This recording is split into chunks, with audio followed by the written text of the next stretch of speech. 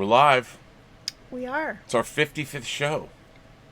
55. 55. Like, I can't drive 55. I can't drive 55. I can't drive. So this is our Hagar show. Our Van Hagar show. That's right. Amazing. 55 shows. Amazing. Well, you ready to talk about this movie? I am indeed. Are you? I am. I'm a big fan of this movie. So am I. Every time I watch this movie, I see something new. Yes. You can And watch this 100 times and find something new. It's true, we can. Well, greetings, imagination connoisseurs. Once again, it is I, your Duke of Dope Discourse, your master of fun and wonder, your viceroy of verisimilitude, and your sommelier of cinema, Robert Meyer Burnett, here with episode 55 of what is this show? Elizabeth's whining about movies. Whining about movies, and who might you be? I'm Elizabeth Gwendolyn Bell. I am the ace, the arbiter of cinematic excellence, and the enchantress of entertainment. Always enchanting to me. So we are here to talk about a movie that's now a decade old, which seems to be... That's mind-blowing to me. It is mind-blowing to me, mind-boggling to me. A film that began life as a horror movie. Did it really? Yes, it did. He pitched this as a horror film. Wow. To the studio back in 2002 after he'd made Memento, which is another whining about movies. By the way, this is the first time we've done two directors' films so close together.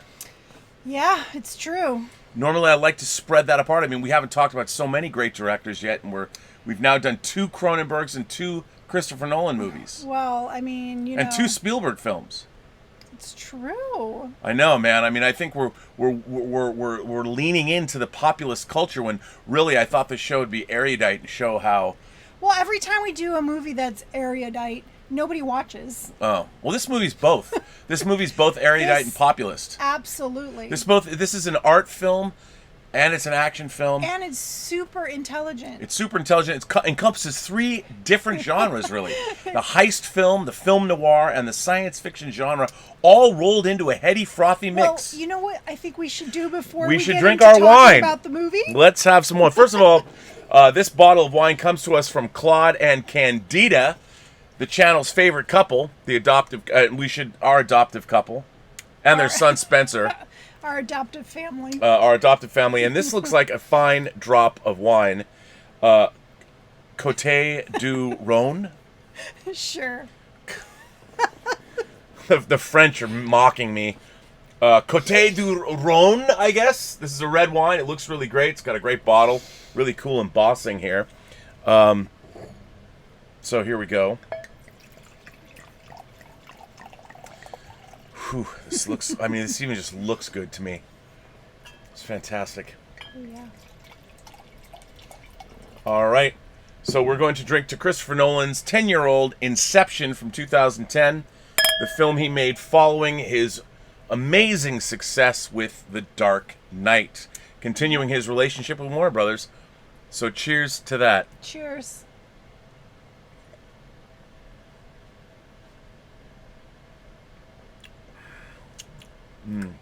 That's tasty. Ooh, that's lovely. That is lovely. Here's to Candida and Claude. Yes. Thanks for Here's the wine. to you guys. So yeah, I saw this film 8 times in the theater. Wow. I found it's a beautifully made film. It feels lush. It truly is an epic movie. Yes. But I also think that this movie is, as much as I love it and admire it, its craft, I also think this movie is sometimes entirely full of shit. Really? Even though I completely love it. Depends what mood I'm in when I watch it. This is probably, I don't know, this is the new, by the way, what do you mean recent full of 4K shit? disc. I don't think it's full of shit at all. Well, in terms of what it's hoping to accomplish, there's a lot of things in this movie that every time I watch it, I'm like, wait a minute. Really? Yeah. Maybe you just don't get it. That could very well be. Although I doubt that that's the case. But I think one of the things I really love about this movie is it really is a film that ultimately, to me, is about profound loss and sadness. Yes. And it's about a man who is haunted by the death of his wife that he very probably caused. Right, so much guilt. So much guilt, and in a way, it's such a very personal story, but writ large on the big screen is this giant, epic sci-fi film. And, Christopher Nolan does a pretty good job. All of his movies have the personal in them. But what I love about this film is it really carries on the same themes like Memento. Right. Because in Memento, at the end, when when Leonard is like, you know what, it doesn't matter whether my life is real or not. Yeah.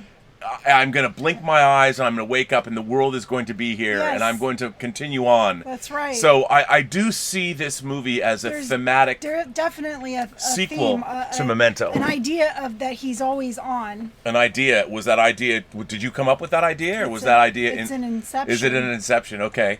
He's always had an Inception. So, Elizabeth, what is this movie about? Wow, okay. So this movie is about dreams. And invading other people's dreams and their subconscious. And it starts off with a sequence where he's in someone's dream. Basically, he's being tested. He's being tested, but it's an audition. Yeah, but he doesn't know that at first. No, he doesn't know it, but we find out it's an audition for Ken Watanabe, which is great casting. Yeah. And initially he does not pass the test until they find out that they're in a dream within a dream. And then he's like, oh. Right, well, yes. So you passed the test. You passed the test. And basically, the plot of this movie is actually relatively simple. You basically have an industrialist who has an arch rival. Yes. And the industrialist, Ken Watanabe, Sato, wants to take down his arch rival. His arch rival is dying, Pete Postlethwaite. Right. And he has his son who's inheriting the company. And basically what he wants to do is he wants the son to break up the company and cease to be a competitor. Right. And so he's going to hire a la many great team films. I mean, what I love team films. I love team films. Let's build the team. Let's put the team together. And everyone has their job. Everybody has their job. Everyone has their specialty. And this has a particularly delicious team. Yes. Of people. And neighbor, Joseph. You're Joseph Gordon-Levitt, who I actually have a hot toy action figure of. Where is he? He's outside. Actually, he's not outside. He's actually right here, to be honest. Oh. Remember I opened him up and you said he didn't... No, you said he didn't look like him? There's stuff on there. We already opened that figure. Oh, I don't remember. I want to see him again. Yeah, well, What movie is he from? The Dark Knight Rises, another Christopher Nolan film. Oh, come on, man. I want to see my... No, we're not going to... There's too much stuff stacked on that. No, we're not opening it. No. So you have Joseph Gordon-Levitt and you have... what's that guy's name? Leonardo DiCaprio. The great Leonardo DiCaprio playing Dom. And Joseph Gordon-Levitt's character, hang on. I want to make all the characters are so great. He's just Arthur, and then there's Dom Cobb. Right. And they basically work together, and what they do is they invade people's dreams to steal secrets or knowledge. Secrets is what they've been doing. They've been doing that. But this guy is asking for them to implant an idea in this person's mind so that he will... break up his company. That's what Inception is. But the whole key to Inception is you have to make the person whose mind you've implanted the idea in believe that it was their idea in the first place. Exactly, or else they'll reject it. They'll reject it. And it won't take hold. It won't take hold. It won't propagate as a virus. It won't infect your brain, your mind. So they have to simplify the idea down to its very basic idea before they can implant it in this guy. And as they're building the team, the various people, a younger Ellen Page plays Ariadne, and she's like an architecture student who works for Michael Caine, or is a student of Michael Caine's. Yeah. And in the movie, Marion, is it Cotillard? Oui. Okay, Marion Cotillard was Dom's wife who killed herself. She did. She killed herself. And a la the Next Generation episode, The Inner Light, where Picard lives an entire life, 53 years, they did the same thing.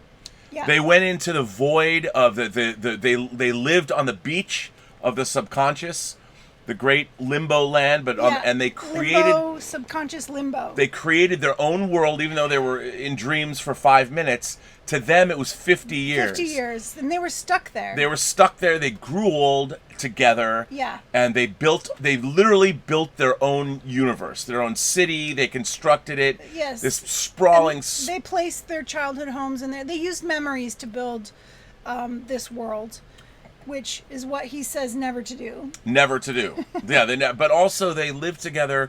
I mean, they lived a life together. They lived their entire lives. But they knew that they had a family, and they had to go back to reality. They had to go back to reality. But they didn't know how to get back there. They didn't know how to get back there. And the only way they could get back there is if Dom convinced his wife that this wasn't real.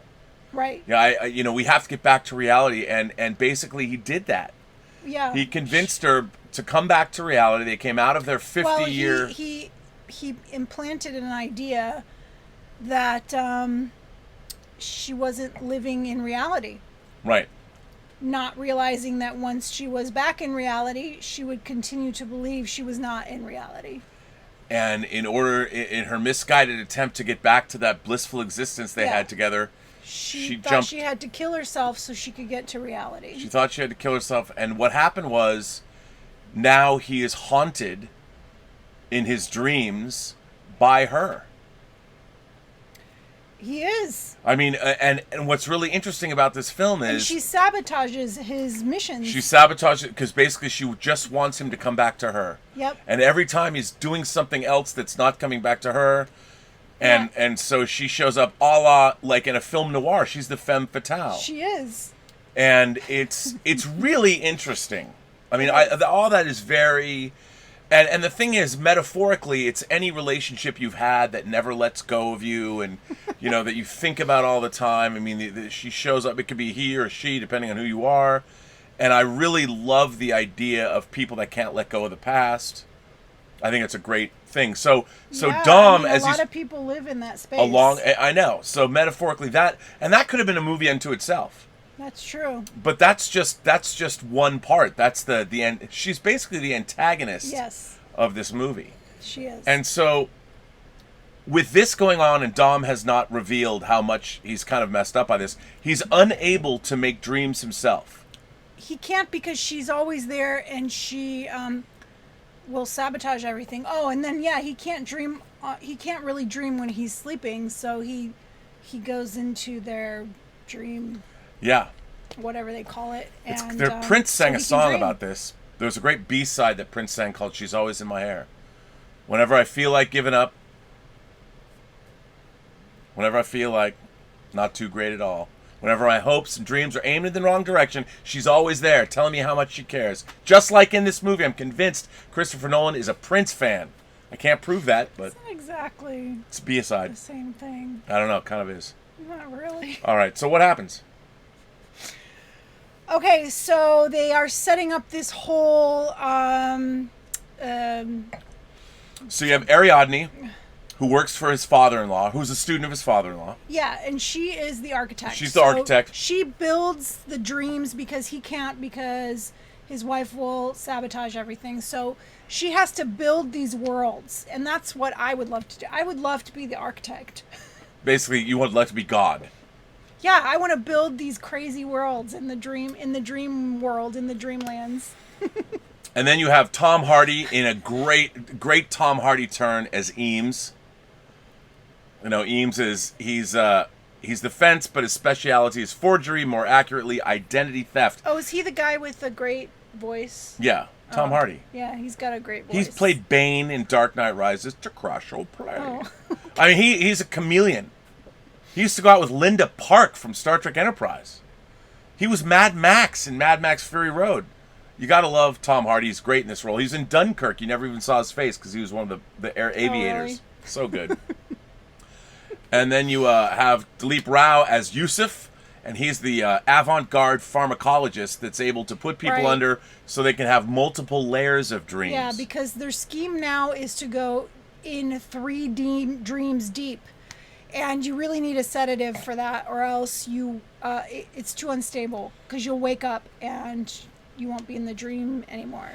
And it gets very, very complex. The whole dream worlds, dream within dreams, Very within complex. dreams. Even though, really, it's a heist film. It is a heist film. Except they're not stealing something, they're putting something in. Right, into his brain. And what I think is great about this movie is that it plays all of these different genres. You got the science fiction premise, you've got the Ocean's 11 team building, and then the heist. Yeah. And then you have this out of the past, every film noir you've ever seen, this love lost and this tempestuous affair. Yes. And all of those genres are really well served, I think, in this movie. Very well. I mean, the pacing is great, yet it's really intelligent, and you have to pay attention or else you'll get lost. But, I mean, it just keeps moving along, and it's like great action, but yet really smart. It's like everything rolled into one. Okay, this is why, and I've seen this movie a lot, and I'll say this flat out, I love this movie. But let me ask you a question. Yes. What does Ellen Page actually do? She creates the dream worlds that they live I get in. that. How? She uses her imagination. How? Do you ever see her do it?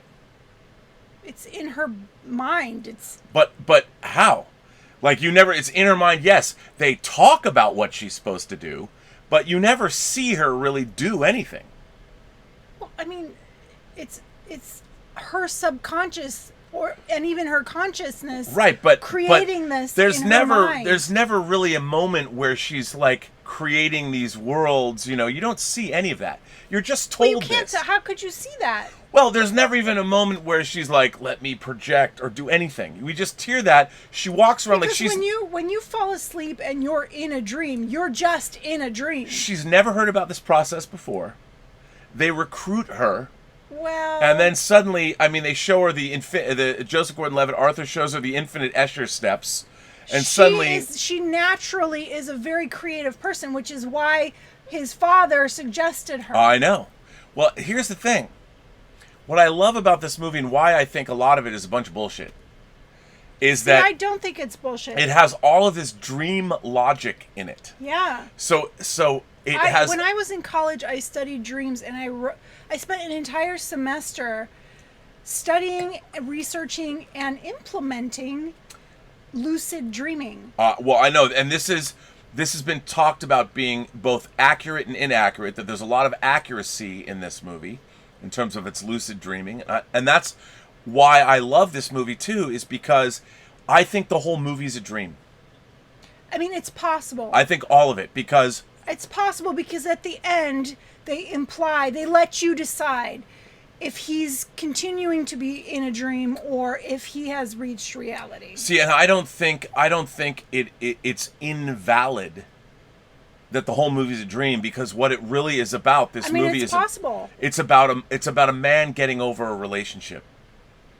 I mean, it really is, and getting back to and being able to once again be a father to his children. Exactly. I mean, and I think that's kind of So then why. you kind of hope that that he is in reality for his children's sake. Well, I think that's what the end of the movie is about, is that he finally leaves. And people say, no.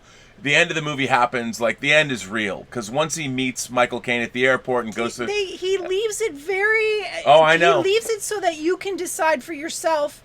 Because when the top is spinning, it kind of wobbles a little, but he cuts away from it, and so you don't know. You don't know. See, I think that the way this movie transitions from scene to scene... Like, if you watch this movie, and this struck me when we were watching it, you're going from scene to scene, there's not a whole lot of connective tissue. And, like, there's a great moment where Marion Cotillard says, you're being chased by these faceless corporations, the Corbell or Corb... She does. They name this and there's people just following him. You don't know who they are. It's just a bunch of made-up bullshit. And, like, when you're in Mombasa, it's like, oh, he's in Mombasa. Yeah. It's like true. you don't see him fly to Mombasa. They just cut to an establishing shot, and then I think he did that on purpose so that at the I end agree. You're not sure if he's in reality or not.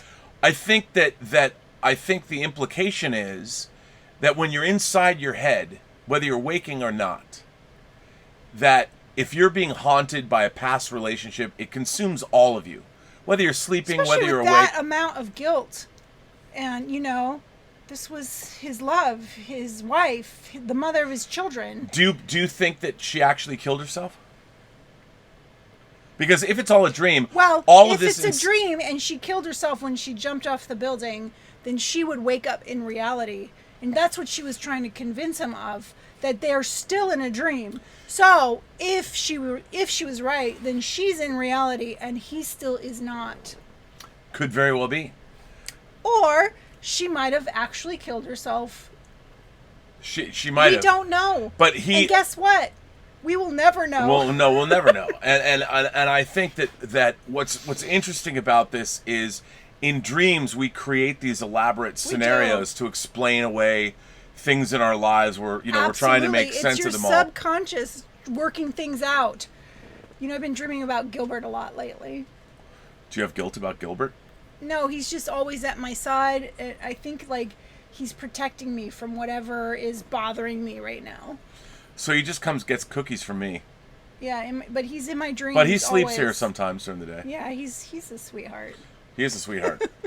But the thing about this film is that what I love about this movie is it stands up to a lot of scrutiny.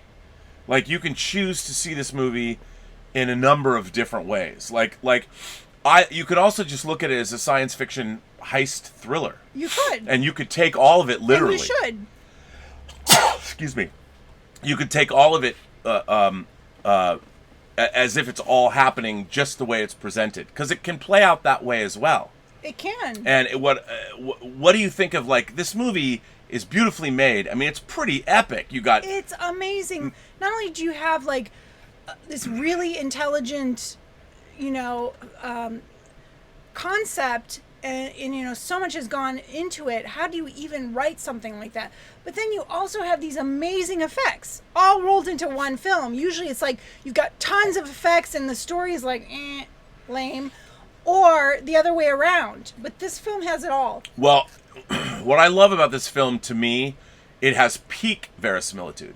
As the Viceroy of verisimilitude, even the shots of the cities collapsing and in their limbo world that they've created, even the long distance when you see the beautiful modern buildings, it looks perfect. It really does. The visual effects, and Guy Hendricks Dias, who's the production designer on this, I covered he was the production designer of Superman Returns. He's one of my favorite people I've ever met in the motion picture business, because him and his wife work together. He's so incredibly talented. The set design, everything in this film is just, everything looks... It's amazing. It's amazing. The visual effects are absolutely flawless. They are. And the look of this film, I know they used gimbals like Kubrick did in 2001 and spinning sets, but they're amazing. Amazing. It looks so real. And Wally Pfister's photography, it's an unbelievable achievement. I would say almost unparalleled. There's nothing. Nothing. There's been a lot of movies that touch on, one of my favorite science fiction films of all time is the PBS film that was made in the late 70s called The Lathe of Heaven. Yeah. It's all about effective dreaming. And there's all kinds of movies about very much Philip K. Dick, what's real and what's not. And this is a common theme in science fiction and fantasy literature, but this might be the very best depiction of it on camera, in film. Absolutely. I mean, I think so. This movie is definitely, it's a stunning achievement. I agree. And the story's great. The story is great. But now, do you all of the things that it touches on, as a mother yourself, this idea, what I love about it is you never see the kids' faces until the end. I mean, they cut away. They do a really good job. This film is meticulously, what I love about it, you feel authorship. There's there's nothing that's been left to chance. In this film, you really feel like... just like Memento, every little detail is thought out. There are no real loopholes that I can think of in either film. How does his brain even work, man? I hear he doesn't even have a cell phone. That's well, of course not. He's too busy thinking of... Yeah, he's deep in his thoughts. Maybe he lives in his dreams. Maybe that's why he wrote a dream movie. Okay, so what about, the idea of the dream within the dream within the dream, which I think is a great conceit. That's just a heist moment. But what I sort of miss about this is that, you know, in a heist movie, you always see everybody sort of demonstrating what they're going to do. Like, and Before in this, they do it? yeah, and in this movie, they don't give you that, because in dream Well- logic, the way I've always read it is in dream logic, like when you're going somewhere, you just are there. Yeah. Like in a dream, like Right. I'm the Which they had pharmacologist. that in here. And yeah, that's what the thing. They just tell you what you're Yeah. going to do, and then they just get there. Like, they skip over all the exposition, and you just believe it, which is one of the things I They like. kind of show you what each person does. What does Eames do? Which one is that one? Tom Hardy. The forger. He's a forger. Right. And I Well- guess he's forging the last will and testament of the father that that possibly. Yeah, like, he's the one who, yes, came up with the what to implant. right, and that's I guess, so that's what a forger does. He comes up with the idea that's going to be forged. I'm forging the idea Yeah. that is going to take root. I took it as he's the one who really could understand how to distill it down to. He's the story writer. He's Christopher Nolan. Well, you know, a lot of people have talked about the fact that, and Claude sent us some notes before the show, and Claude said that, you know, a lot of people have talked about it, and if you read about the film, there's other articles about this movie is actually about the filmmaking process, or it's about the idea of films.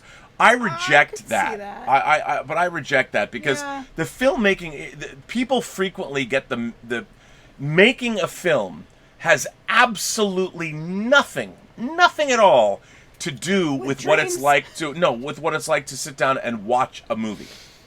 When you watch a 2-hour film, it might have Okay. taken 2 years to make that film. Right. And each shot could take months of planning. Like in this movie, when you're making a film, making a movie is incredibly meticulous.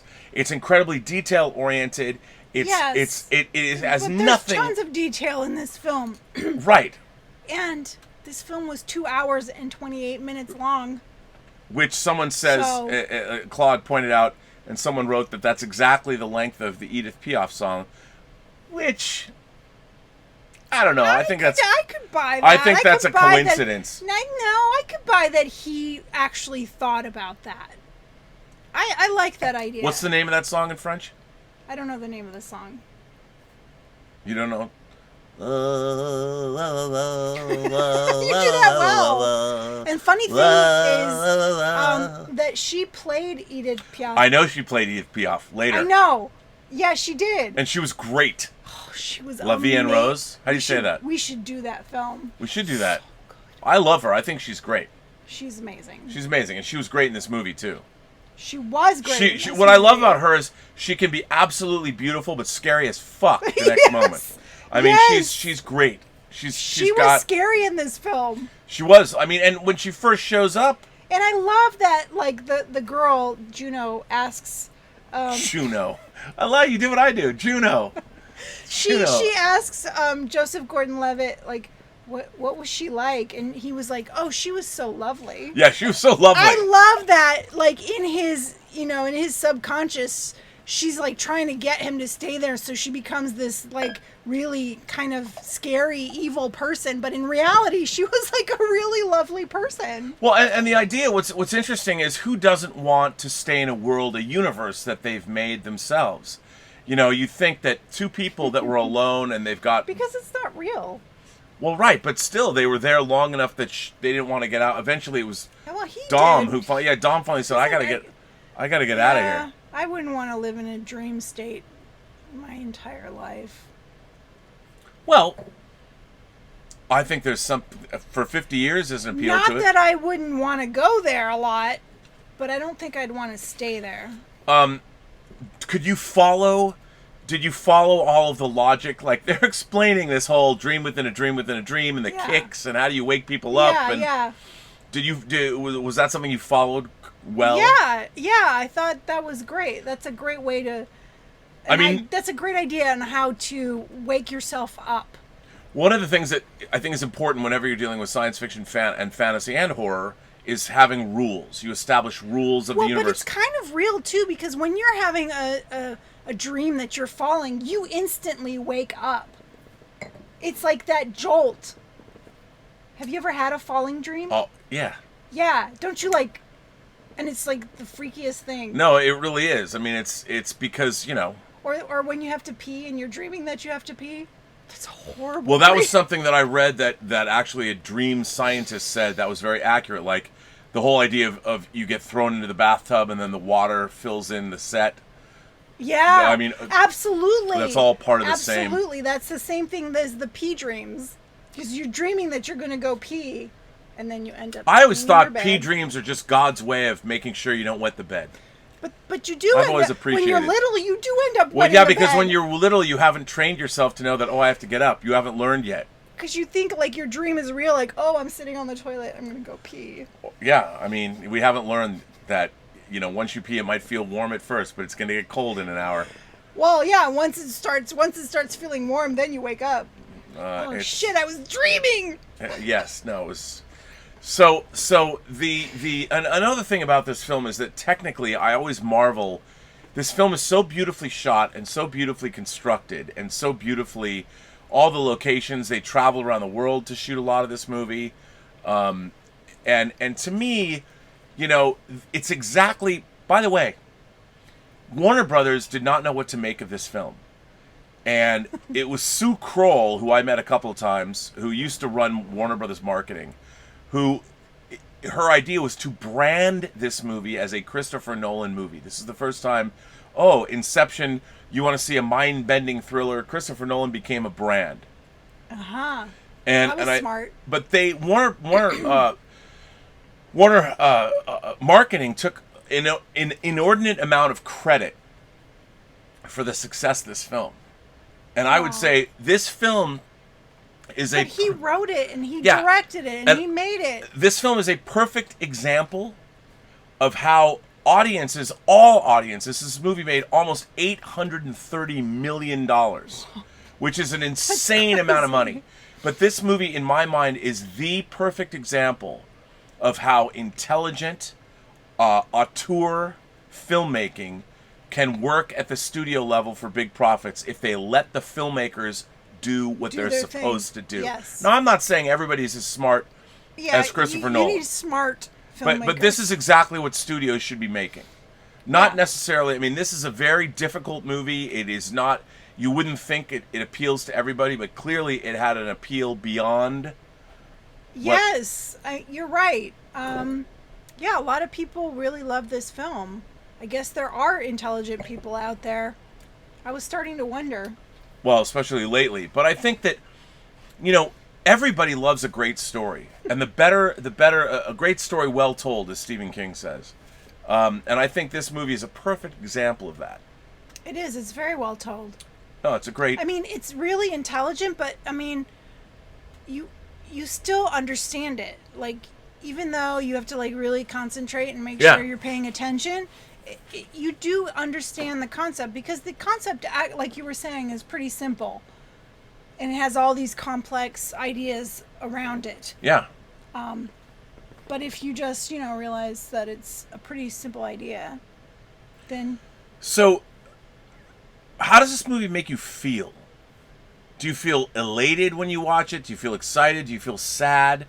When the movie ends, what does it leave you with? What kind of feelings do you have when this movie's over? Well, mixed feelings at the end, because you don't know if he's in reality or if he's still dreaming, and that kind of gives you a little bit of angst. But, like, the world building and all that, that's fascinating to me. Like, that really... I was like, this is so cool. I wish that I could... It just harked back to... I was remembering when I was studying lucid dreaming, and I was like, I was able to a couple of times realize I was dreaming and fly for like 2 seconds. Oh, really? Yeah. So, as an artist, do you see this film, does this film have any commentary on, say, the creation of art? Absolutely. I was like, ooh, this is so cool. I should be watching this all the time.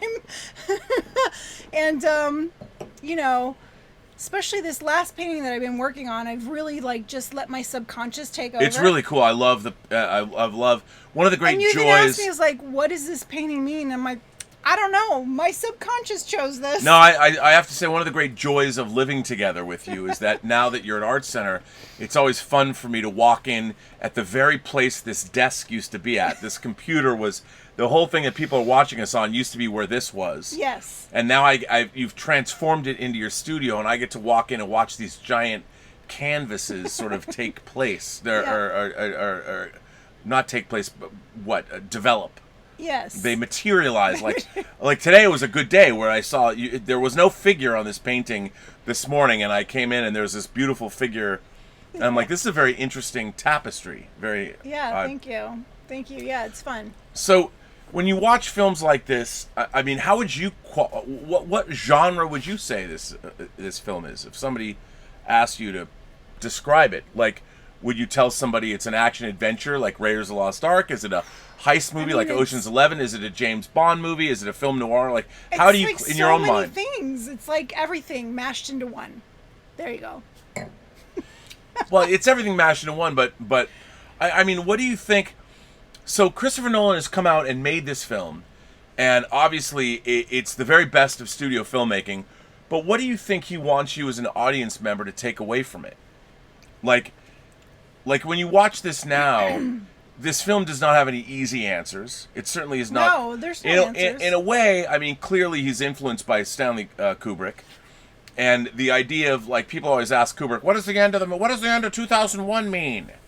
And Kubrick's like, what do you think it means? Exactly. You know, and just like a painting, what do you think it means? And your painting becomes whatever they're thinking. Like, that's the reality of that painting.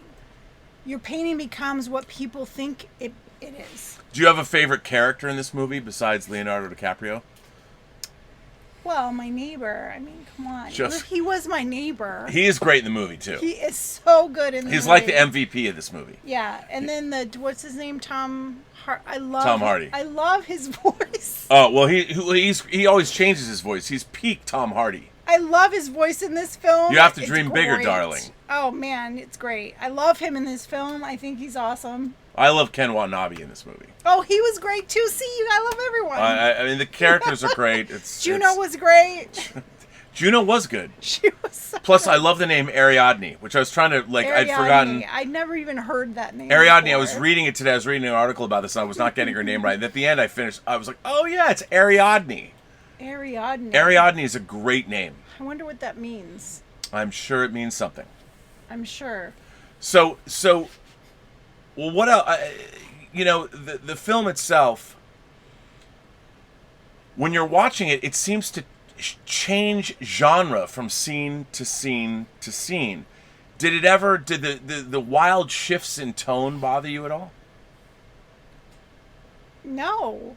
I mean the shifts. Maybe you didn't think there were shifts in tone. I don't know. I don't know. I don't want to. I don't think it had wild shifts in tone. Mm. Do you think it had wild shifts in tone? Well, I mean, it goes. What I love about this movie is it like, on one hand, Leonardo DiCaprio goes to Mombasa and is being chased by these nameless, faceless thugs through the streets of a Middle Eastern country like Morocco. See, that always leaves you wondering: is he dreaming right now, or is this reality? Yeah, there is no Mombasa, and you know he's dreaming because he walks down an alleyway that gets smaller and smaller. Yet, in the movie, it's implied that that's reality. Right, it is, but I don't think it is. Yeah, when he's going and the walls are, and he can't get through, and then finally he gets through. Yeah, I think none of this movie is real. In my mind, none of this movie is real. I don't think any of it's real, and I think that is. But that's the beauty of it. You're always wondering: is this a dream or is this reality? You know, especially at the end, you're like, Well, and to my mind, I mean, it's about, because when it opens in a dream. It does. It opens with him in the water, and you could say that image is repeated later at the end of the film, at the very end, before the denouement, the very end, when he goes to see Ken Watanabe, he has to go find Ken, and again, it's like, well, I'm staying in Limbo Land. And we know Limbo Land's got the water, and I have to go find Ken Watanabe again. Yeah. Because I can't find him. Like, it's not like he looks for him. He's in this vast urban area. He's like, I've got to go find him. And then suddenly he just wakes up in the surf again, and they drag him there. Because when you're in there, I guess reality really Well, like becomes dreams. Well, obscure. yeah, dreams, and so then people could say. And what's really interesting is the editing in this movie. As an editor myself, I love the editing in this movie because they just cut to things like when everybody wakes up on the plane at the end. Yes. When the heist is completed, it's very quiet. That's a great scene. It's very quiet. Everybody just kind of wakes up and they all look at each other. But Leonardo DiCaprio's like, "What the fuck just happened?" But it's great, and they all wake up. And I love the smile on Joseph Gordon-Levitt's face, you know, and everybody's like, they're all content, like, "Hey, we did it." Yeah, and what's his name? Because he was in there for 50, or he was in there for like 80 years. Ken Watanabe. Old, Yeah. And he's all like disoriented. No, he had the same thing happen to him that happened to Leonardo DiCaprio. Like he grew up, he grew old. He grew old. I mean, he was in limbo for. Could you imagine? Well, that's another thing I love about the film is that's why at the beginning of the movie. Get bored with what's in your mind? You would get bored. Like, how much can you actually create in there? But your whole subconscious. I mean, think about it. I know, but for 80 years, could you imagine? But that's the thing. At the beginning of the film, you have the scene with him and old Ken Watanabe, and then it cuts. It just is a cut to him as a young man. I know, but like, think about what is he doing every single day in his mind? How many people, other people, can he create in his mind that he's interacting with? But he created a party. Like when he leaves, he goes out and there's a huge party at this amazing place that he lives. Is But how deep? And Leonardo even touches this with his wife. How deep of a person can you create in your mind? How could you actually create someone so deep with all the details that you can actually interact with? Could you imagine living your 50 years with somebody with very limited depth? It would actually be a reflection of you because you're in your own mind. I don't know. I think I could create a lot of really interesting people. Really deep people? No, Yeah. It would just always be you because they're part of you. No, because I would be conjuring up people I've known throughout my life. There would be no and all spontaneity. The books, there would be no. No, but I wouldn't know what they're going to do. All the books I've read, the movies I've seen, it would be a melange of all this stuff. And after 50 years, you'd be like, "Ugh, no, I've already seen that." I don't know if it would I've be. Already done I think that. my mind would put together all the disparate elements of all these different things and conjure up new stuff. So you would love to be in Dreamland. You might like to be in. Well, the Matrix. no, if you go to like a movie like Wim Wenders' Until the End of the World, where there's a machine where people can watch their own dreams, they become enamored of watching their own dreams because they can't believe them. Well, right. But if you're in it for like your whole life, I mean.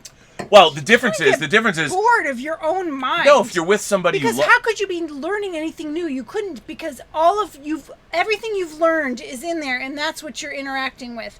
There's no new. You're not learning anything new. You couldn't possibly because you're in your head. Well, I don't. But we're always sort of in our heads. Yeah, but we're also interacting with the world. No, we are. But I think in Leonardo DiCaprio, in Dom's case. He had his wife, and when they were in Limbo Land, to his wife, like, "You're just my memory. You're just what I've created." Well, that's you later. You don't have the perfections, the imperfections. You don't have.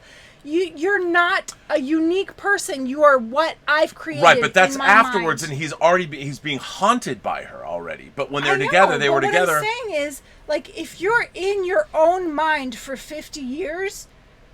All you're interacting with is all the knowledge that you've accumulated during that time, but you're not learning anything new.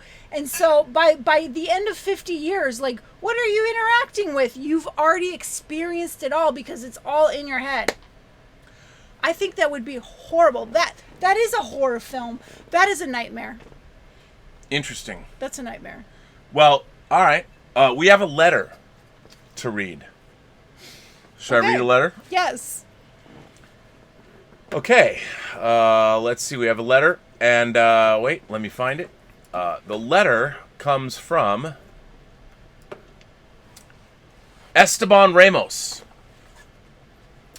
Hello, Elizabeth and Rob. Thank you for the Zoom party. I had loads of fun. I love the banter you two have when discussing different plot points in a movie.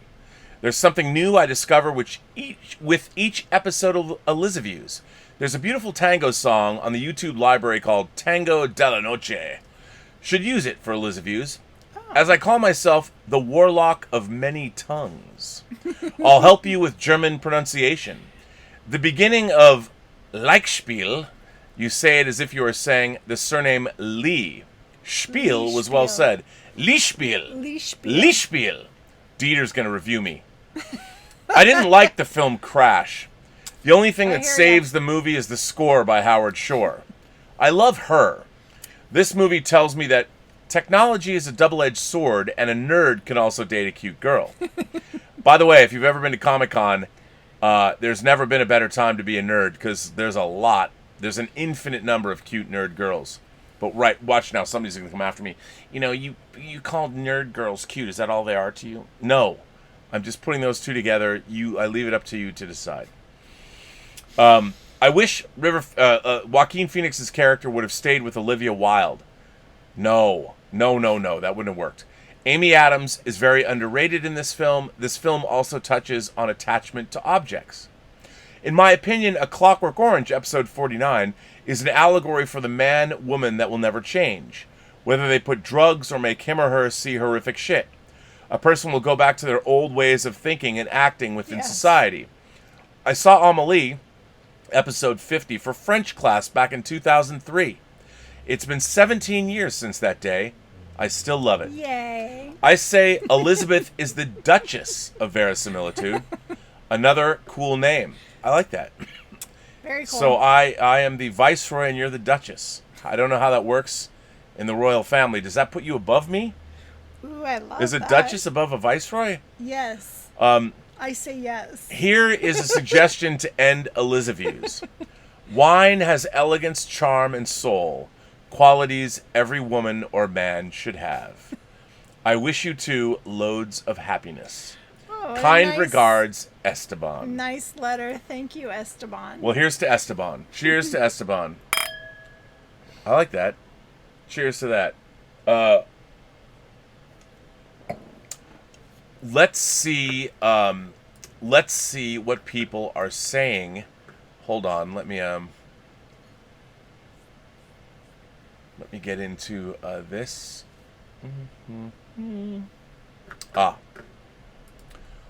So this was earlier today. Picard Sucks sent in a super chat earlier and said, my local theater in Waynesboro, PA, is now closed permanently. Waynesboro? The town is trying to save it, but it doesn't look good. Man, that's We terrible. lived in Hatboro. Is that close to Waynesboro? Yeah. I didn't know that. Well. So Sophie was born in Doylestown. Waynesboro, Doylestown, and Hatboro. Yes. Hatboro.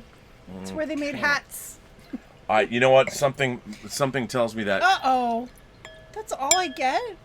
Okay, look, man. No, it's fine. It's no, fine. no. It's fine. Oh. All right. Timbula the Spider Monkey sends in a tip and says, I always laugh when I think of this movie because of something that happened in the cinema at the screening we went to. The final shot fades to black, and before the first credit appears on screen, from the darkness came the line, I don't get it! Aw, that's sad. That's sad. What are you going to do? I mean, you know what's funny? The idea that somebody feels the need to express that, as if the world... Well, that's frustration. I understand, but The person was frustrated. I get that. Philip Alvarez says, I feel like Nolan's more original films are too ambitious for their own good. You know what, Philip? As much as I like Christopher Nolan, I don't think you're wrong. As much as I like... Interstellar was going to be a Spielberg movie, and Dunkirk and the Prestige was based on a book. So in terms of Memento, Following, this and Dunkirk were wholly original. And I think, in a way you might be right. But you know what? Wouldn't you rather have somebody reaching for the stars than not? Yes. Yes. Right? I mean, I think the ambition and the technical prowess on display in these movies is what I want from cinema. And while they might not always be successful, I would rather see this kind of ambition on display than, say, an episode of Star Trek Discovery. What do you think? I second that. Do you? Yeah. All right. Cheers to Totally. that. Ooh. Nay sends in a super chat and says, Inception is just about getting some guy to get his dad's money to go somewhere else? That's why they went through all of this? Wow. Well, Ken Watanabe, we're talking global. We're talking global. Yeah, like this was like a huge, like, think Amazon. It's like Amazon's rival trying to break up Amazon by, implanting this idea in his mind. I mean, you could look at it that way, but, But it's really more about the relationship. It's more about Leonardo DiCaprio's, his need to deal with the death of his wife. That's why I think the whole thing is a dream. Yeah. Because none of it matters. All of the details and all of the histrionics are immaterial compared to one man getting over the... I mean, he loves his wife deeper than most people can because they spent this 50 years together and he lost her. In each other's minds, building worlds together. Yeah. And the guilt of causing her to, kill herself, like, I can't even imagine what that would be like. Okay. This is totally random, but I have a lot of very interesting books. This is a very, very limited slipcased edition, Lord John Press edition, of Dan Simmons' book, The Hollow Man. And based on what you just said about losing, this book is a phenomenal science fiction book. By the way, look at this. Come on. Oh. This is a very, very rare edition of this book. Would I like this book? You would, but you can't read this version. I'll get you a paperback. What, are you afraid that I'm going to break the spine? No, this is a very slim. What, but what here's am I, like 10? No, but what you made. I don't even touch that book. What you made me think about is in that book, it's about a couple that's psychic, and they share each other's thoughts. Yes. And the wife dies, and it leaves the man profoundly. The wife. Yeah, because look, women can always find another dude. Women can always find another dude. The reason these stories work, and this is not a sexist comment. I mean, dudes die. Women are like, you walk down the street, some guy's like, "Hey, how you doing?" If I died, you get like 5,000 messages. "Hey, are you ready to date yet?" People would totally like call you up. You know why? Because men are emotionally closed. They're not even open to finding anyone else. That's why we're damn romantic. Damn romantic. But anyway, read Dan Simmons' The Hollow Man if you like that kind of story, because it's killer. Philip Alvarez said Shutter Island did it better. I look, I like Shutter Island, I do, but you cannot deny that this film is a beautifully made film. It's so meticulously crafted. Have I seen that? Shutter Island? Yeah. I don't know. What's it about? Leonardo DiCaprio goes to investigate an insane asylum. It does have a lot to do with this movie. I don't know if I've seen that. Well, maybe we can watch that. Claudius sends in a tip and says, "Bonsoir, mon ami." I like the idea that Mal is actually alive, awake, and constantly dropping back into the dream world to wake Cobb up. However, Mal never appears during the waking sequences. I like that. But are there really any waking sequences in this movie? If he's always in a dream, there are no waking sequences. But she's waiting for him to commit suicide so he can come to reality. But that is an argument. What Claude is saying is that is an argument that it's not all a dream. That the waking sequences, and I think that is a very debatable. He could be right about that. Yeah. I mean, that's the thing. You don't know. And also, her top does topple over in the waking sequences. Right. Yep. I don't know. Claudius goes on to say, Ariadne was a Cretan princess in Greek mythology. Oh. She was mostly associated with mazes and labyrinths because of her involvement in the myths of the Minotaur and Theseus. See, that to me, though, Perfect. that bums me out because then It's her a little name's... on the nose. yeah, it's too on the nose. I don't like that. But you'd have to look it up. It's Yeah. really not that on Yeah. the nose. I mean, her name was not Maze or Maisie Right. or That would've been- Labyrinth. Well, no, basically it was Ariadne. Because, like, what? Is there a name for a girl named Maze? I can't call her Maze. Let me look it up. Oh, Ariadne.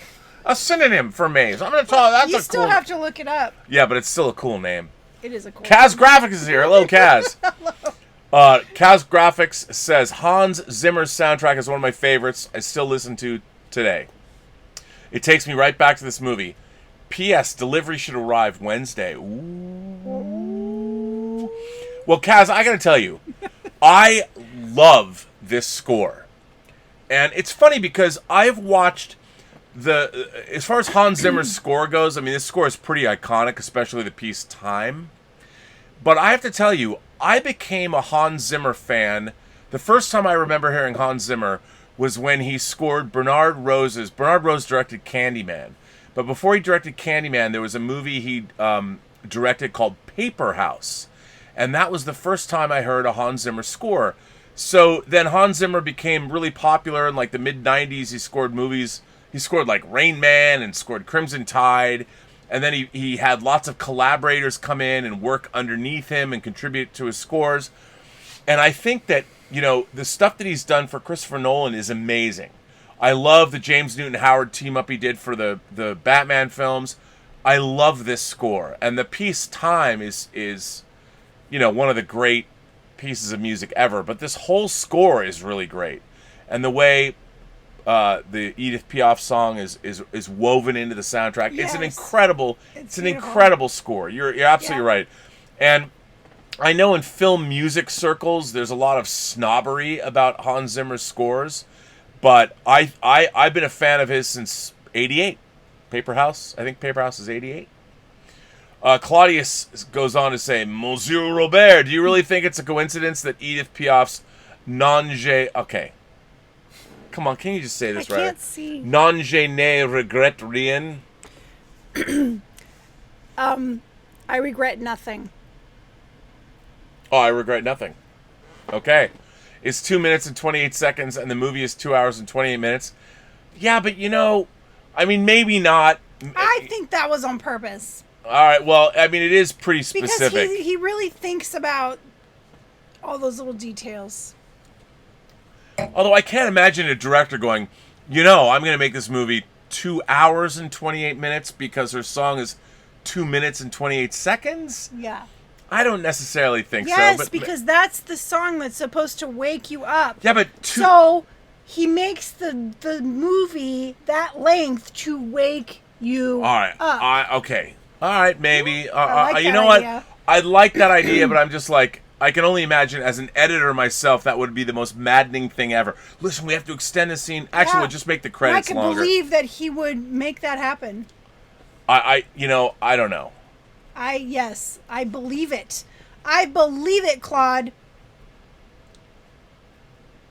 I like it. Doc Savage sends in a super chat and says, this film reminds me of what the great Colonel Sanders once said, I'm too drunk to taste that chicken. I always feel off when I watch this film, always in a good way. Stay savage, guys. You know what's really interesting to me? I have to tell you something. I love this movie. I love this movie so much. I love everything about this movie.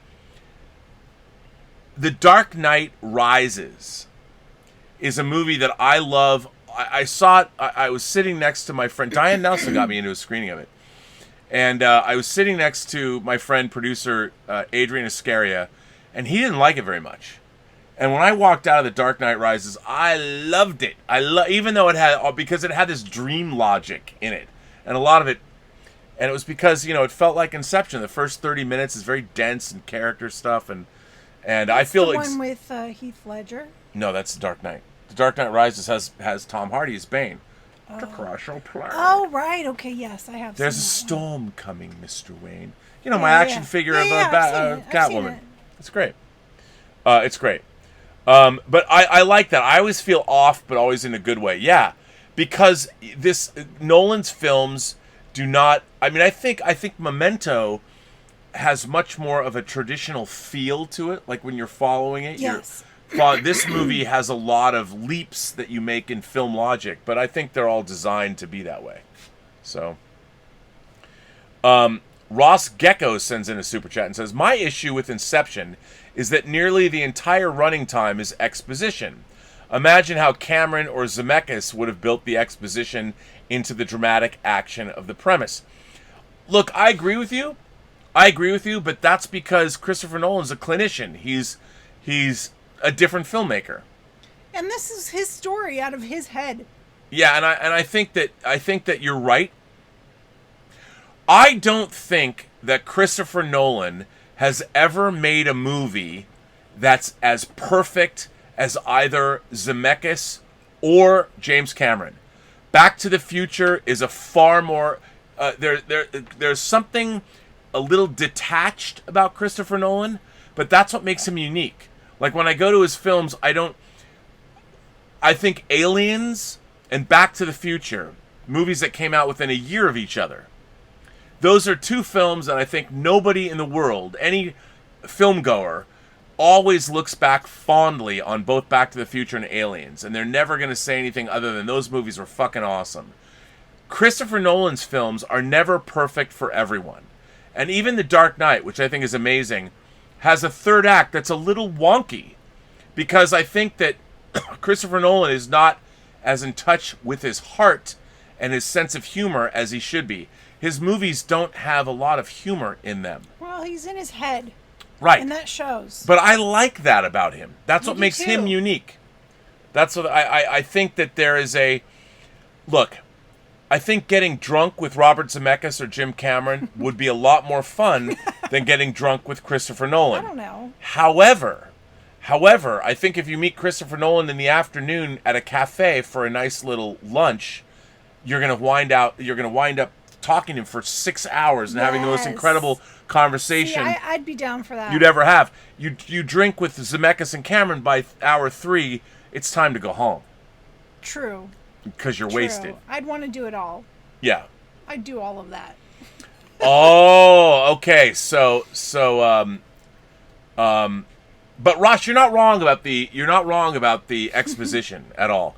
Now we have K. So today I got a letter from K or K, and K loves his brother.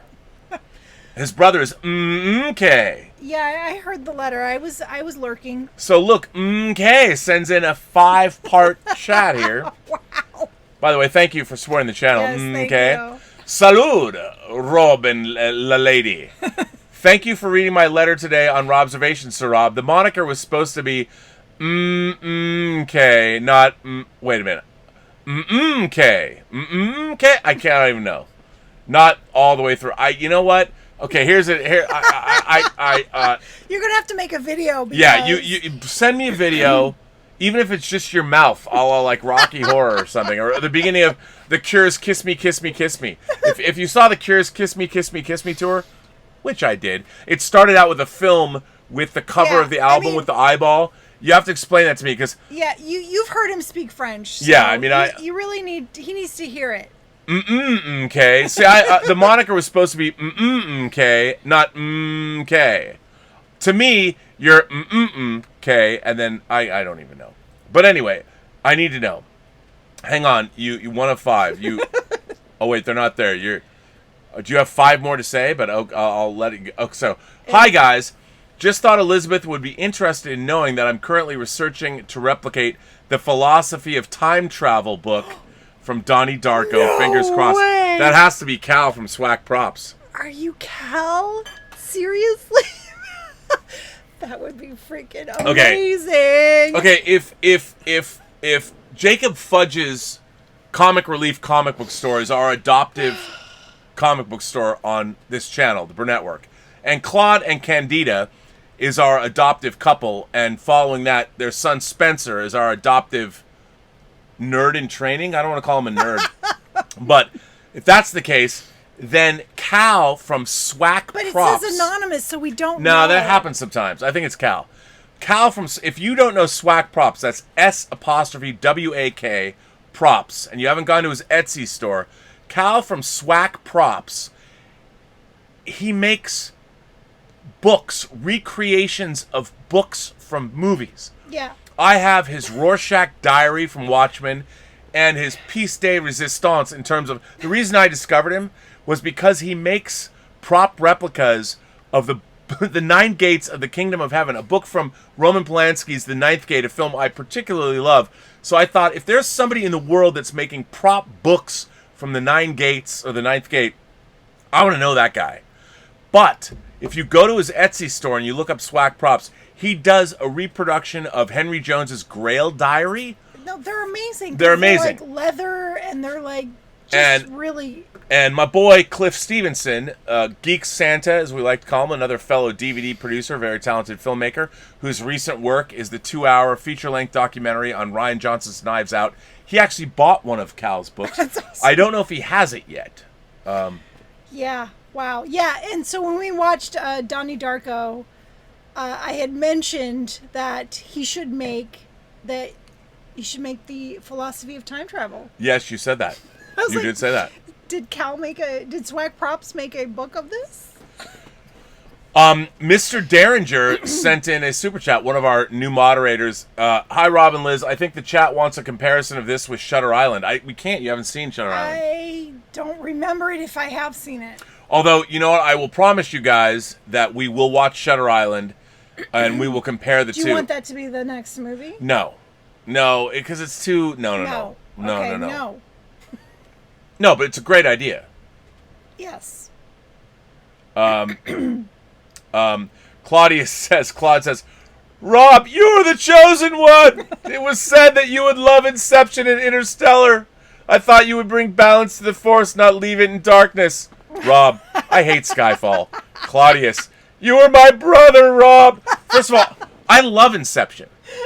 I love Inception. I love Inception. I love it. I love it. I love it. I love this movie so much. Are you sure? No, because people are confused. No. I love this. Just like they're confused about this movie. No, I love this. Confused about your opinion. I love just no. They're here when I give them my no. Thumbs up. I love Inception. I do not love Interstellar, and I'll tell you why.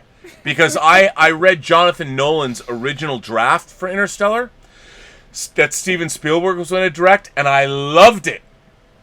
When I saw the movie, I was crushed because they changed the ending. They changed the the second half of the film.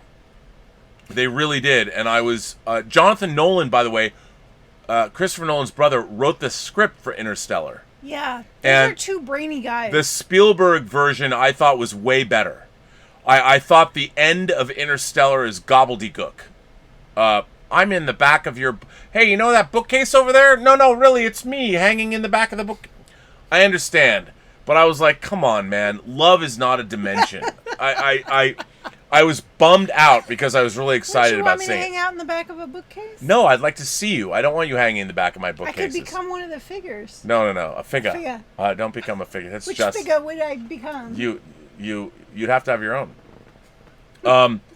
No, I love... Don't make no mistake. Inception is one of my favorite films of the 21st century. I love it, love it, love it. If I was... I never get tired of watching this film. I could watch it forever. So, Skyfall. You know what, Claudius? Skyfall isn't good. Not good. It's not good. I know it made $1 billion. I know. I did not hate Skyfall. You haven't seen it again. I've seen it once. Yeah. I flew to London to see it. And by the way, if you ask Charlie de Lauzirika, he will tell you. He will tell you that when I came out of Skyfall that I was grappling with loving it. I was supposed to love it. I would become Zed! You're right. Although, if I were Zed, I guess, would you be... Oh, well. I would want to be next to Zed. There you go. All right. Philip Alvarez sends in a super chat and says, movie is visually stunning, don't get me wrong, and a great score. No, it is. Look, it is. I understand. It's not for everyone. It's very in your head. Mark C is here. Mark C says, the computer program Hans Zimmer invented has taken the melodic creativity of the film score and distilled it to a temp track mix with a modern pop song. Well, here's the thing. A lot of people are not fans of Zimmer. And I have, look, all of the film score people, the preeminent film score people that know more about, I know them all. I know them all. Whether it's Lucas Kendall, whether it's Schweiger, whether it's Taylor White, whether it's Jeff Bond. I mean, I'm talking about all the great film score writers, pundits. I've heard it all. But I have to tell you that if you go back and you listen to Hans Zimmer's scores, especially like he uses electronica, I get all of that. I'm a fan of Hans Zimmer. And while yes, he uses computer technology, and I understand that, I think, I've watched his evolution for 32 years. As I said, I've got the Paper House score right over there, and I liked. I mean, I've been a fan. So yeah. But I think that he does have a melodic film. I listened to Roll Tide, his Crimson Tide score, the big piece. I really like that, and I think that look, is there going to be anybody like Jerry Goldsmith or John Williams again that can actually write music? It's different. I mean, it is different. The world is different, unfortunately. And while Eric Korngold, King's Road, we're a long way from that, I still think Hans Zimmer. Look, is every Hans Zimmer score great? No, but I do think he's written a lot of great stuff, and he has a legacy of film that maybe is not as good as we might like, or in terms of. I still think he's talented. I do. Do you? Yeah.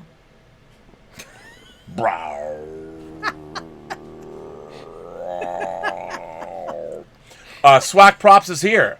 Yeah, that was me who posted about Yay. the Darko book. Forgot to include my username. Yeah, you can get that book like they've got it. You can get stuff.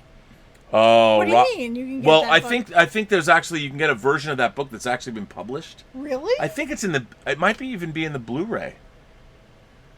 Oh, there are pages in the Blu-ray. Yeah. There are definitely pages in the Blu-ray. Yeah. Yeah, for sure. Yeah. Ross. You know what else would be an amazing book? From Never Let Me Go. All the art. Oh my God! Don't tell Swack to do that. No. That's not really a book, though. No. He can't. That would be amazing. No. All the art. Yeah, and you know who'd be the only person that would buy it would be me. And Swack was like, no, let me send it to you. Let me send it to you. I'll make you one. That'd be terrible. I'd feel guilty for the rest of my life. You're No. right. Okay. Swack Props has been very good to me. Yes, he has. That's why you should buy his books. You should. Yeah, they're amazing. Art books. They're amazing. They're amazing. Ross Gecko. Oh, this is a tough one. Thoughts on Richard Kelly's 2 films post Donnie Darko? Okay. I don't know if Richard Kelly remembers this, but I met him at a pool hall that used to be at the bottom of the Beverly Center, which is a big mall here in LA. And when I met him, I don't know if I'd seen Donnie Darko already, but he was a fan of Free Enterprise, and we commiserated. We talked about he wanted to adapt Stephen King's The Long Walk. I loved him. And I had a very small period of time where I was considered peers by other filmmakers. And he was one of the nicest, most enthusiastic. I mean, he and I only met that one time. I love that guy, and I hoped his career after Donnie Darko would amount to, I wanted him to become a new force in filmmaking. But I do identify, same with me, I wanted me to be that too. But he made 2 other movies after Donnie Darko. He made Southland Tales, that was a deeply compromised vision. And then he went back and he made a movie called The Button that stars Cameron Diaz and James Marsden. That was actually an adaptation of a Richard Matheson story called Button Button that was first adapted for the 1985 Twilight Zone. I own The Button on Blu-ray. And both films, to be honest, did not live up to my expectations. But I'm a huge fan of, and Richard Kelly, by the way, he also wrote Tony Scott's Domino, and I'm a huge fan of his. And I hope that one day maybe he and I can both make new movies and go to a film festival together, the way I went with Roger Nygard to Israel, and we took Trekkies and Free Enterprise to a festival in Tel Aviv. So, there you go. That was amazing, by the way. The Button, what is that about? Well, for those of you who don't know, The Button is about a strange man played by Frank Langella. Basically comes to your door and brings you a box with a button on it. And the idea is that if you press that button, somebody you don't know will die. And you get like $1 million.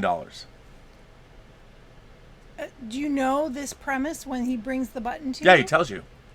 Shit. And so you have the button, you get to keep it overnight. Would you press the button? Somebody you don't know. Somebody you don't know? Somebody you don't know. Hell no. Somebody you don't know will die if you press that button. But what if you really needed the money? Oh no, I wouldn't press that button. And what's interesting is it's been adapted twice. Phil DeGuer's Twilight Zone, which you can probably see on YouTube, and then the movie. That's terrible. Terrible. That's terrible. The Squish Show says Nolan is this generation's Kubrick. No, he's not. Look, I understand why people think that, but I think that Kubrick's films are much more... Stanley Kubrick was a kid who was hustling chess in New York at 16. Then he became a documentary photographer for Look magazine. I think that Stanley Kubrick has a lot more to say about humanity than Christopher Nolan does. Christopher Nolan is your favorite philosophy professor in college.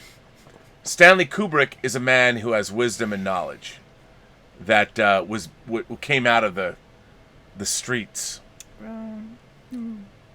Uh-oh. Nay sends in a super chat and says, Holy Motors, please. You know what? All right. That's been mentioned before. You know what? Holy Motors it is. We're doing Wednesday? Holy Motors on Wednesday. Holy Motors, because Nay can't... Well, I should maybe just dangle it out and he'll just keep sending in super chats. Nay, you get your wish. All right. We are doing Holy Motors, which, by the way, you're going to love. Okay, Holy Motors.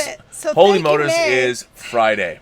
No, Wednesday. Wednesday, that's what I said. I pick Friday. You pick Friday. Wednesday. Ooh. Doc Savage in a super chat says, which open ending do you like better? Memento, Cowboy Bebop, or Inception? Well, that's not really fair. You're going to an anime. You're going from a movie to an anime. I don't know Cowboy Bebop. Yeah, she's never seen Cowboy Bebop. That's hard. So we have to be Memento or Inception. Although, Ugh, I mean... 1, 2, 3, 4. Dun, dun, dun, dun, dun, dun, dun, dun. I can't answer that. I'm sorry. I'd have to think about that. I mean, I thought that Memento had a more definitive ending. I didn't think Memento's ending was open-ended at all. Yeah. I thought that he basically resolved himself to a situation, was going to move forward anyway. He didn't care he was being used. Yeah. As long as he felt like he was fulfilling his mission. Because in terms of Leonard's life, all that mattered to him was in front of him. Yeah. His past didn't matter. Yeah, because of his memory loss. Like, every little moment, if he was able to accomplish his goal, he was happy. Yeah. That's what kept him going. Yeah, that's what kept him going. And he didn't care if it was true or not. and like Joey Pants says, you're never even going to know if you get revenge. Yep. He didn't care. No. I think Memento has a happier ending in a way. I mean, you hope you see Dom with his kids, but the fact that Christopher Nolan left you wondering, did he really get? There is no catharsis at the end of that movie. No, the camera it's does not. disturbing. The camera does not pan over, and you do not get to watch Dom play with his kids. No, that ending is like it gives me anxiety. Yeah, whereas the ending of Memento is kind of satisfying. Yeah, because he's fulfilled. He feels fulfilled. Yeah, he feels fulfilled. Claudius says, Robert, you can probably tell the way I look, I am 1/8 Scottish. That's the first thing I thought when I saw a picture of you. Claude is Scottish. I am taking your Skyfall criticism personally.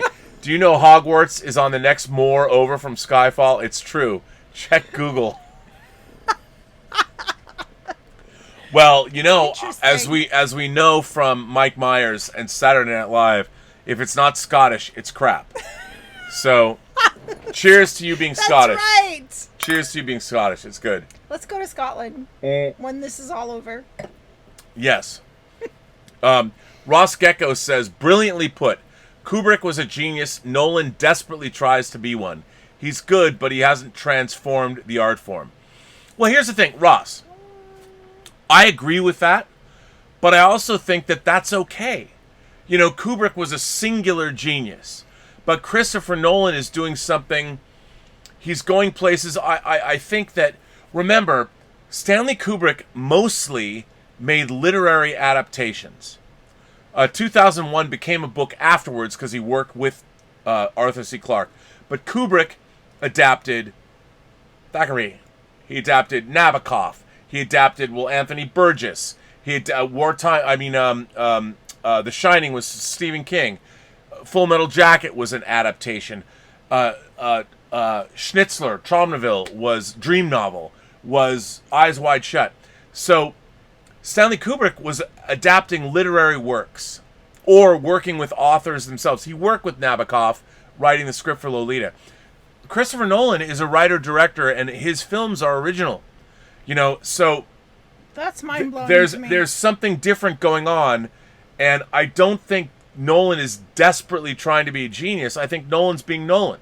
He's just making things that come out of his head. And I think that's something to remember.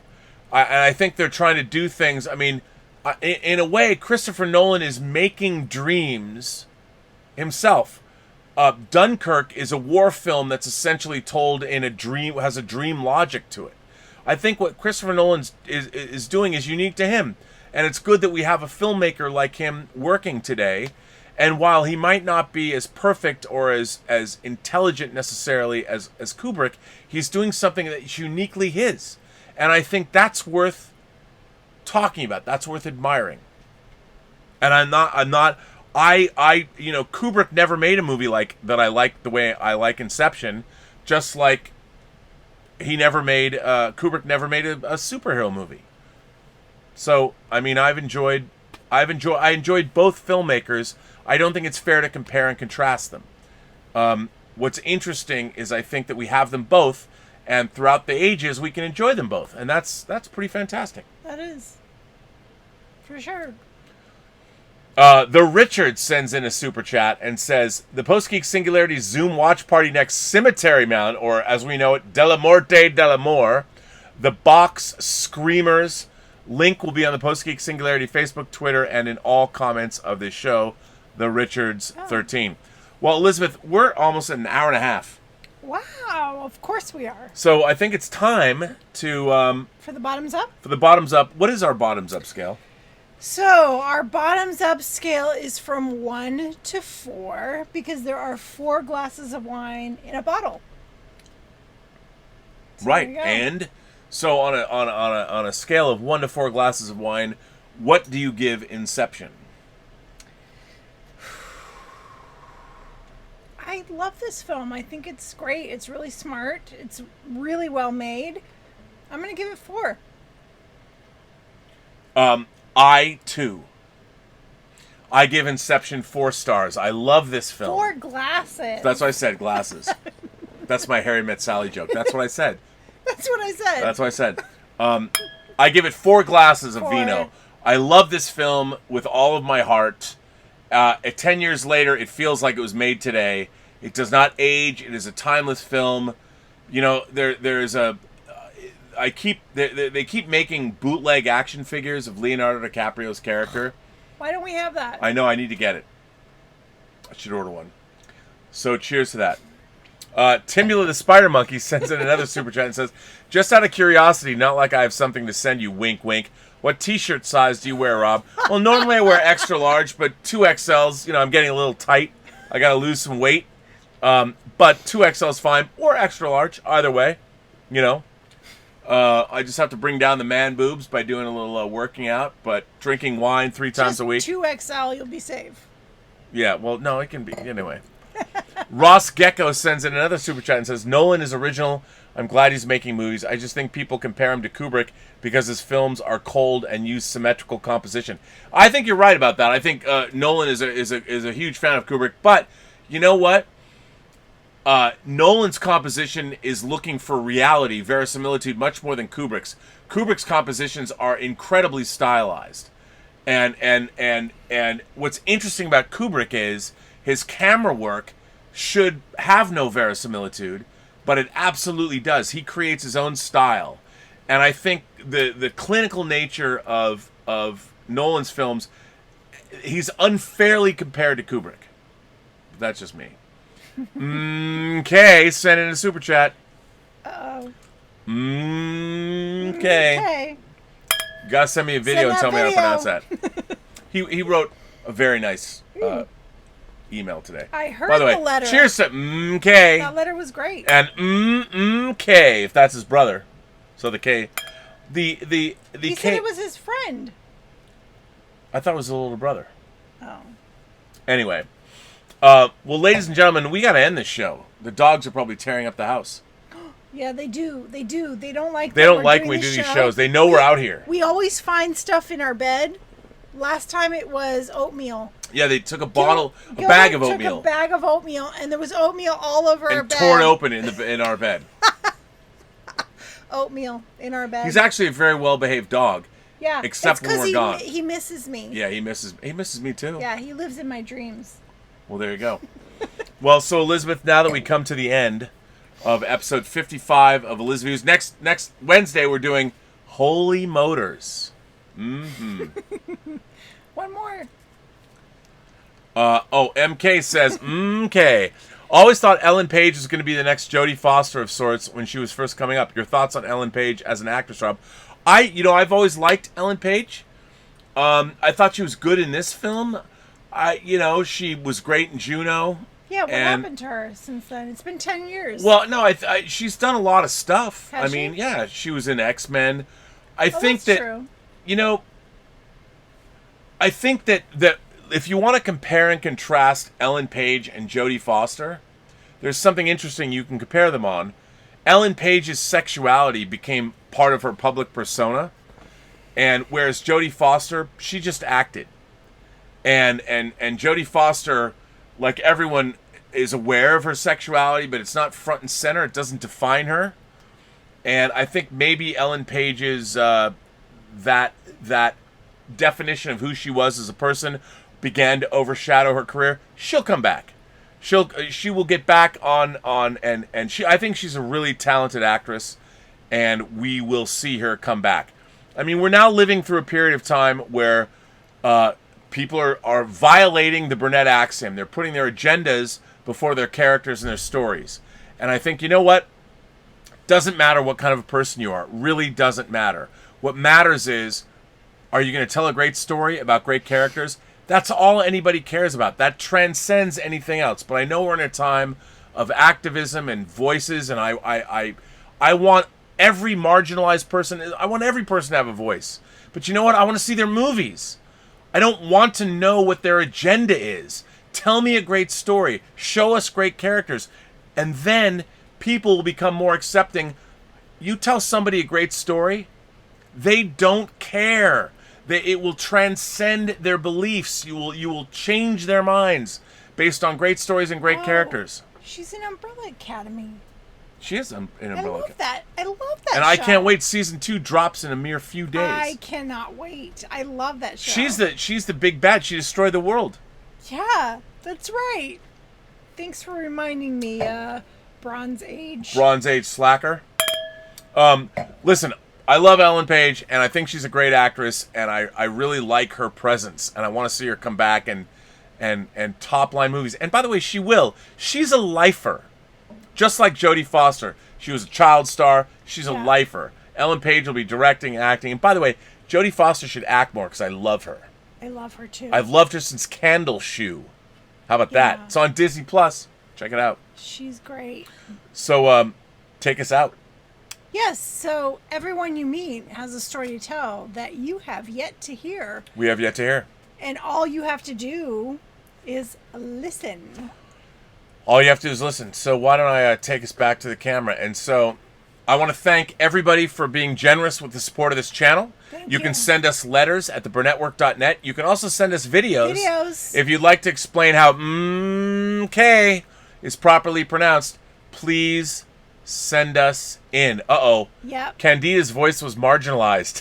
Oh no. Candida says, Elizabeth. Never. I didn't even see that. When did that come in? How did you do that? I didn't. You didn't see it either. Candida. You didn't see it either. I didn't see it. You didn't see it either. You just flipped right no, over it. I flipped right over it. Candida's voice is marginalized. Oh man. Candida says, Elizabeth, I am binge watching Outlander, and I cannot wait to go to Scotland. We had already planned to go to Scotland next year. Of course, Claude wants to go to the I can't even Laguvlin distillery. Claude, let me tell you something. Oh yeah, Outlander. Yes. I'll go to a distillery. Do you know who knows all about Scottish travel? Who? My mom. Oh, that's right. My mother was a travel agent for years and specialized in Scotland because my mother's religion is golf. And even though she's 81 years old, she's whip smart. She's still got her wits about her. And if you want to go to Scotland, no one can tell you more about traveling to Scotland than I can. And let me tell you, we should go with... yeah, and back to Outlander. I did watch the first season and a half, and yes, I am down. We are going to Scotland. For sure. Scotland. My mom would love that, by the way. And Claude wants to go to a distillery. That's pretty much my dream. Going to Ireland and Scotland. I mean, my real dream is to go to Ireland and walk around the entire country and see every distillery that's there, although I've heard a lot of them have become corporatized. But I figure, you can just drink, and people would know. I'd take my phone, I'd make it a hotspot, and I would just, take a laptop. Watch some movies like Once or Easy Street or Sing Street. Sing Street. We have watched them. I have them on Blu-ray. No, for the show. Should watch them. Maybe I'll choose Once. Would you guys like if I chose Once? Once is great. Or Sing Street? Once. Oh, those are both good movies. I love both of those films. Speaking of The Riddle of the Model. Yes. Anyway, we're supposed to end the show. I know. I want to thank my moderating staff. I want to thank Mike Bodden. I want to thank Greg Smith. I want to thank the Richard, and now Joshua Levesque and Robert Pariso. Who else is here? I don't know if Haynock's here. He's probably asleep. I want to thank all of them for doing such a great job moderating. Thank you very much. I want to thank all of you who support the channel via super chats and tips and send us letters, like I said. And there's a Zoom party right after this. There's a Zoom party right after this. And the Richard, if you go to the Post-Geek Singularity Facebook page and the WINEning About Movies Facebook page, the Richard's always putting on a good time. He's showing Screamers. I actually wrote a review of Screamers for Sci-Fi Universe magazine. That's very cool. I did. I liked it. Peter Weller. It's not great, but it's good. It's good. Well, thank you very much. We're coming back on Wednesday with Holy Motors. Yes. Holy Motors. By the way, if you guys haven't seen Holy Motors, you need to see it. Holy Motors. That would be like holy shit, but Holy Motors. Yeah. It's pretty great. Sing Street or Once on Friday. Sing Street or Once on Friday. What do you guys think? I have both of those on Blu-ray. Well, you're going to take us out?